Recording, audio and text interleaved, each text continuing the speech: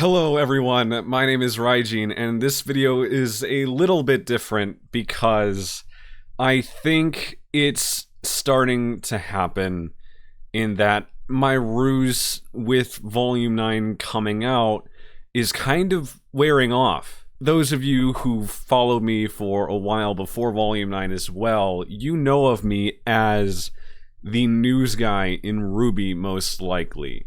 I started my channel in right before Volume 7, but I wasn't really taking off until after Volume 8 ended, leading up to Volume 9. There's a lot of news coming out and the videos that I would make on that. And the reason why I was so good at those news videos and I had all that information and I was putting it out as fast as possible is because I already knew all of that. Because you see, I work for Rooster Teeth in the capacity of a writer on the Crewbie, and I have ever since Volume 7, again, when my channel first started, and I made this YouTube channel to kind of connect with the fandom on that level behind the scenes. But I didn't have much of an impact on RWBY Volumes 7 or 8 because those are things that have been in the cooker for a while. The other writers, Eddie, Kiersey, Miles, and Carey, have had these ideas for so long that they needed to execute. And myself being brought on at the start of Volume 7, well, I couldn't really put too much of myself into those volumes. But now that Volume 9 is coming out, a lot of you are starting to see that my theory videos are a little too accurate. A lot of you are starting to see that it's like I already know what's going to happen in all of the reactions that I do. Because I do, right? I just know Volume 9. I say that it's made for me, right? I've said that, oh, Volume 9 is made for me. I've been talking in code. I made Volume 9. It's made for me because I made it for me. I wanted all of these things to happen, and now they are. I wanted RWBY to finally reach her breaking point after volumes upon volumes upon volumes, especially starting with Volume 3, of bottling things in. And she needs to have this catharsis. I've said, especially right before Volume 9 came out in that video, hey guys, guess what's going to happen this volume? Bumblebee. That's something that actually, the writers already had that idea. That's been in the cooker for, again, before Volume 1 even began. That was always going to be the plan. And this is very much the appropriate time to do it. But as for Chapter 6, though, right? Chapter 6 comes out.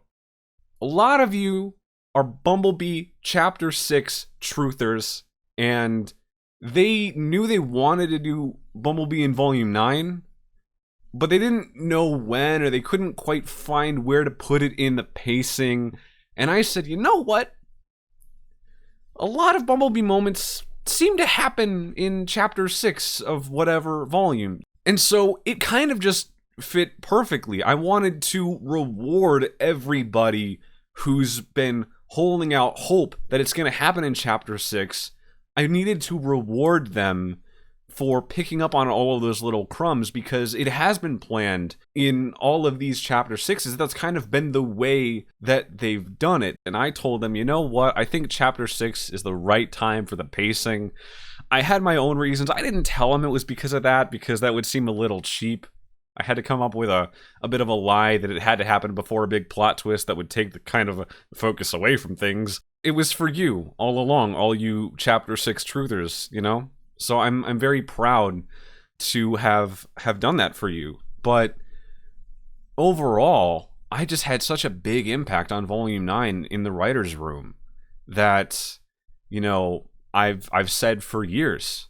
I said at the beginning of my channel, I wanted the end of the Atlas arc to be a turning point where the main conflict has got to be put on hold, right? Oh no, now we have this other thing that we need to sort out first before we can have any hope of getting back to the main conflict at hand. But I want the volume to end differently. Throughout the volume, we're given the sense of what the next volume will be, and then the show reveals something that immediately changes the next volume's entire goal. We needed to have this detour, and then what happens? A detour. That was me. I was giving you all of the pieces of the puzzle that you ever could need to know, even all the way back then, that I was a writer on RWBY, but it's just, ghostwriting. Getting the chance to impart my ideas onto the crew. But, I don't need to take the credit because that would ruin the fun of this channel. It's all been for this channel. If I can't do this channel, what's the point, right? It's all set up for the purpose of payoff. Just like everything in Volume 9.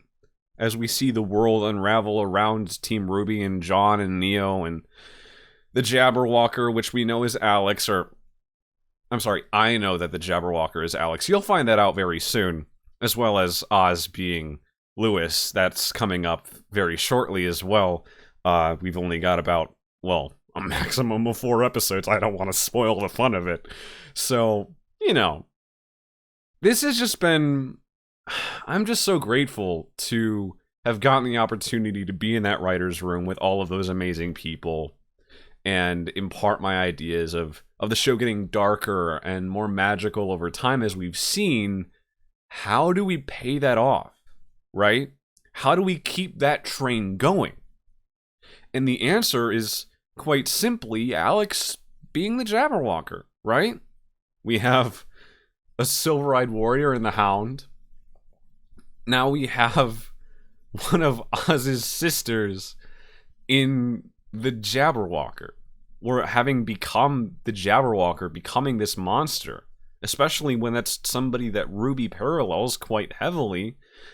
That's going to affect her a lot. And I want to beat RWBY down as much as possible. And it used to be worse, right?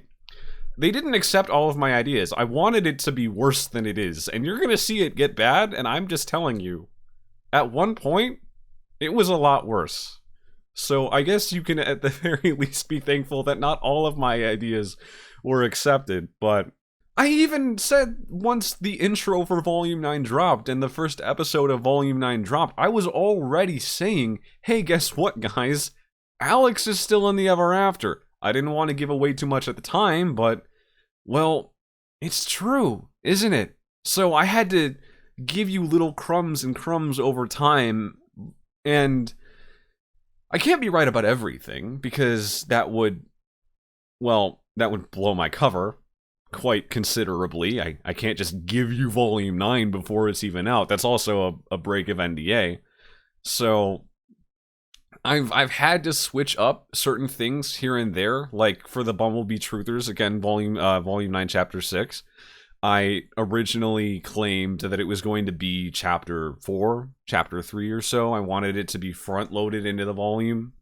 That was a lie, Gotta cover my ass, so I did.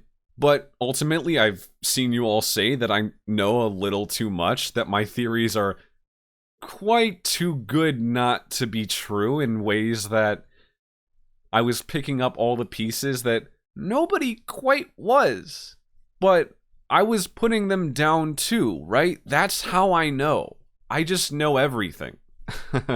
It's been quite fun getting to impart all of these ideas onto Volume 9, getting to make Weiss the comic relief character, because that just makes so much sense in a world as nonsensical as the Ever After, that the one of Team RWBY who's the most logic-based is going to be the one who's having a time trying to make sense of things that you simply cannot make sense of. Of course she's the comic relief character. Who else would she be? Throw a bit of White Knight crumbs in there too for all you shippers as well. I could toss you that bone too with Weiss as well. Daddy Jean, who could blame her? Right? I don't want to ramble too much. I'm not necessarily known for that. I'm very concise and succinct in the videos that I put out, but now that I put out one that finally isn't scripted, you can see a little bit of a different side of me, right? This video is not, like, other than the reaction videos, which actually do have quite a bit of a script to them because there are things that I can't say. I have to put scripts together because there are things that I can't say, so I need to make sure that I'm only talking about what's above board, right? So, congratulations to everybody who thought that there was something going on with me, because I've just been so right. Impossibly right about Volume 9, some may say, and, well, there was a reason behind it. I think that covers just about everything, you know? If you want to stick around for myself keeping up the ruse, as this was a little peek behind the curtain, but the show must go on, then like and subscribe. I'll see you next time. I'm Raijin Rising. April Fools.